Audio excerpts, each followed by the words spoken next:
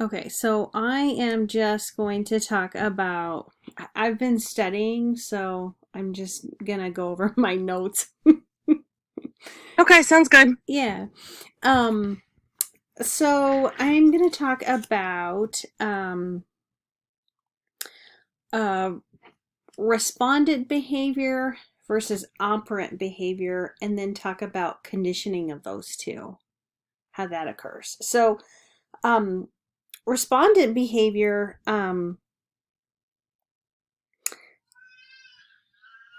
follows an SR, the stimulus response, um, paradigm. I don't know. The antecedent stimulus, and the response, it elicits a reflex, right? And so when we think of respondent behavior, we think of Pavlov and his dogs, right? So we're getting the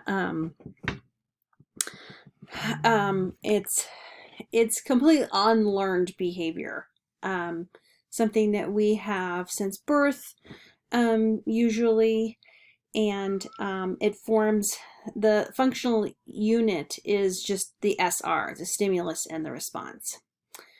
Um, and then so um, Watson came along and um, said that there was more to that than um, just an SR. There's an SRS. And so that is our basic unit of behavior is ABC, antecedent behavior consequence. And he called that operant behavior. So most behavior is operant behavior. It's voluntary. Operant behaviors are not elicited by a preceding um, stimuli, but are influenced by the stimulus changes that follow the behavior, so the consequences. So with that in mind, when we think of respondent behavior and operant behavior, there's conditioning.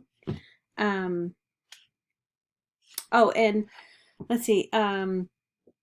Skinner said of operant behavior, with its unique relation to the environment, it pre-cuts a separate important field of the investigation. So that's how experimental analysis of behavior, EAB, came about, was looking at operant behavior.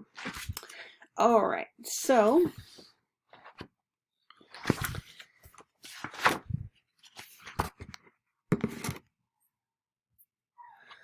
um, so respondent behavior and operant behavior are both conditioned. They can both be conditioned. So, like with Pavlov's dogs, you have the stimulus-stimulus pairing.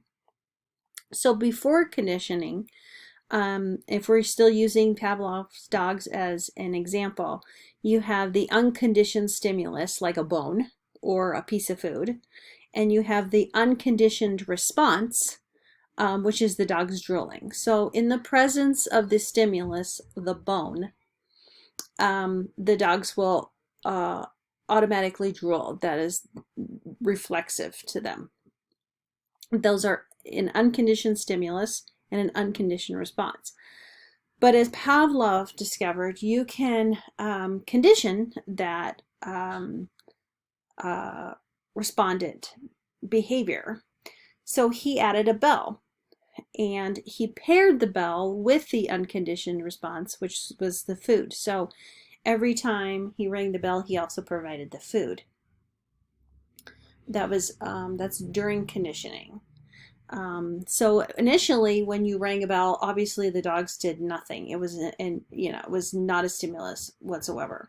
But when you added the presence of the bell to the bone, the unconditioned stimulus, the dogs became conditioned to it. So then, after conditioning, he discovered that you could just ring the bell and the dogs would drool.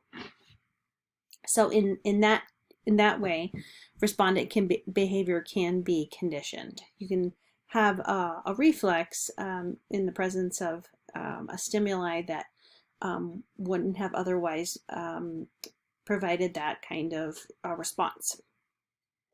So he also discovered if you ring the bell repeatedly and then don't give the food, you can have a respondent extinction.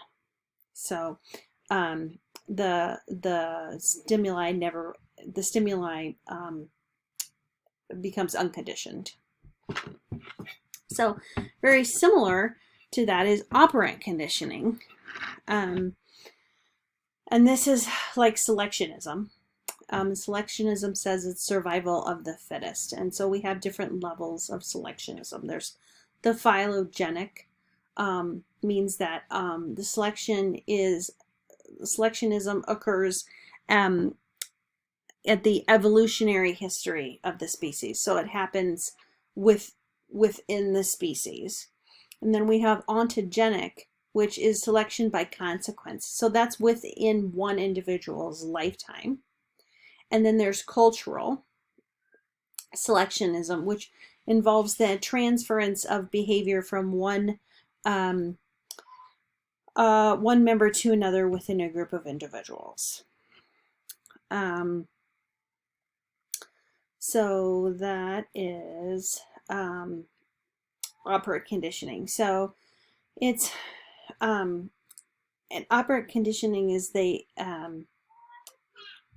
if respondent conditioning is the SR, then operant conditioning is a stimulus response stimulus, because it requires the consequence for it to continue, for the behavior to occur again. So it's antecedent behavior consequence, ABC. So for example, if a teacher asks a question, and then little Erica responds, and then the teacher, the consequence of the response is the teacher thinks the kid is very smart and says, "Oh my gosh, you're so smart," then little Erica is more than likely to answer another question. It's a voluntary behavior that is determined by the history of consequences.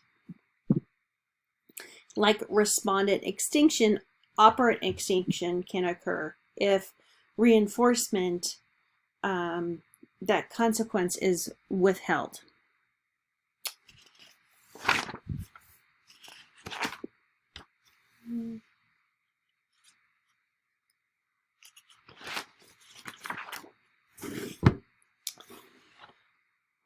So Watson is really the first person that looked at Pavlov's respondent behavior and built upon that, and he developed methodological behaviorism. Methodological behaviorism, Watson was developing at a time when mentalism was very popular and psychology was really taking off. And so mentalism is not a behavioral approach. It's the approach that explains behavior that assumes that there is a mental or like an inner dimension that exists that causes behavior, right? So it's there's hypothetical terms like free will, and then Freud brought in like the id and the superego and the ego, and there's just many ways of describing behavior in terms of mentalism.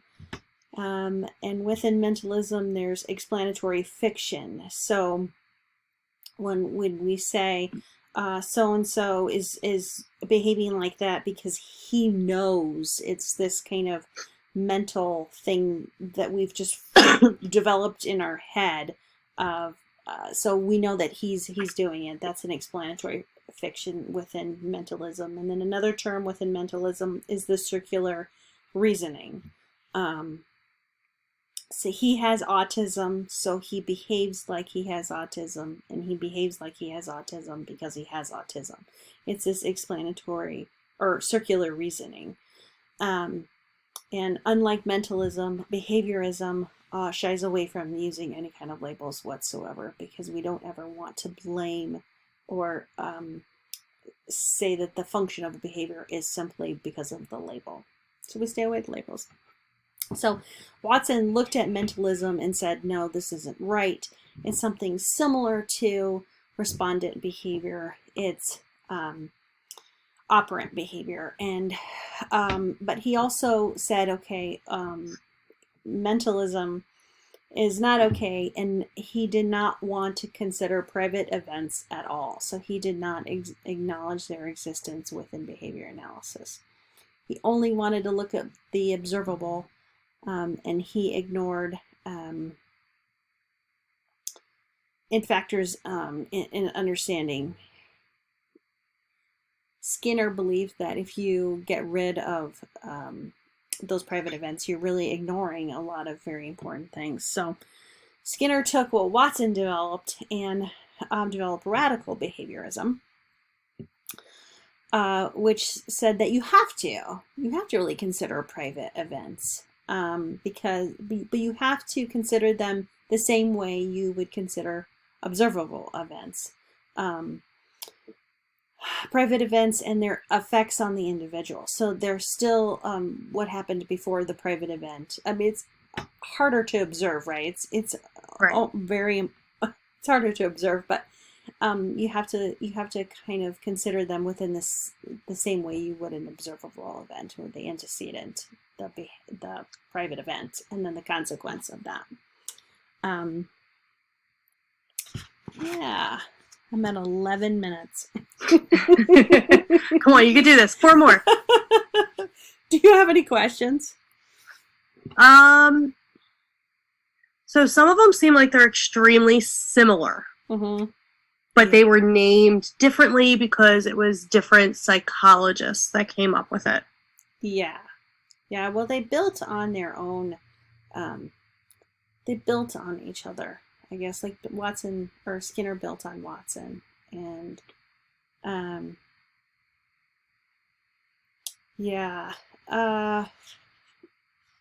then within respondent behavior and operant behavior, I think Watson was also thinking that the difference was in muscle, like Like a muscle memory, or the muscles themselves. So there's smooth muscle and there's striated muscle, right? Right. So the muscles that move were the ones he thought were specific to operant behavior.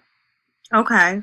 And smooth muscle, like your esophagus swallowing, or the mucous membranes in your mouth that salivate, those Right. are respondent muscles because they happen, they're reflexive.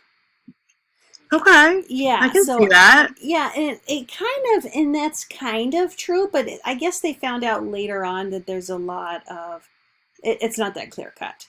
I guess it's all in the brain. Yeah. And so, but I think he was on to something, but it wasn't quite that easy. So there was that. And then, all right, well, and then building on Skinner's radical behaviorism, there was 4 domains of behavior analysis. There's his radical behaviorism. There's the experimental analysis of behaviorism. So radical behaviorism is like the ethics code, and right, like leadership and that thing. And then experimental analysis, the EAB, was like the research. So Skinner's rat box, and people are still doing research on animals and stuff. Right. And then ABA, applied behavior analysis, that's working within, that's what BCBAs do. And then practices guided by ABA, that's your RBTs, they're actually doing the work. Teachers who are using the same kind of principles of ABA, right, to do the work. And so there's the 4 domains of ABA that were built upon Skinner's radical behaviorism. And they all encompass each other anyway, no matter what you're doing. Yeah, they kind of go in and out.